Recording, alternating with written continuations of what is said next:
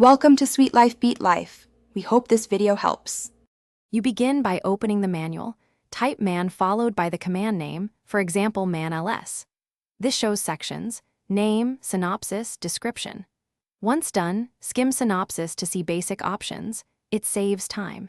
If you cannot find a topic, run man k keyword to search short descriptions across all pages.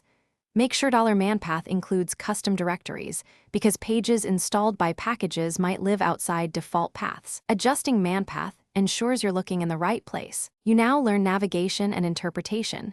Use space to page forward, B to go back, and / pattern to search within the page.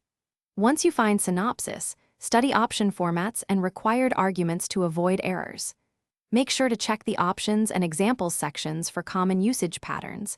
Examples show how flags combine. If a name appears in multiple sections, like system call versus shell command, use man2 or man1 to pick the correct section and avoid confusion. You finish by extracting examples and testing them safely. Copy a command example, adapt paths or flags, then run in a controlled shell. Once done, use man to cycle through all section variants if multiple pages exist, so you compare system call versus userland behavior. If a page is outdated or missing, update the man database with sudo mandb or reinstall the package that provides the manual. This often fixes stale content. If issues persist, check $manpath and file permissions. Thanks for watching. Consider subscribing if we helped you.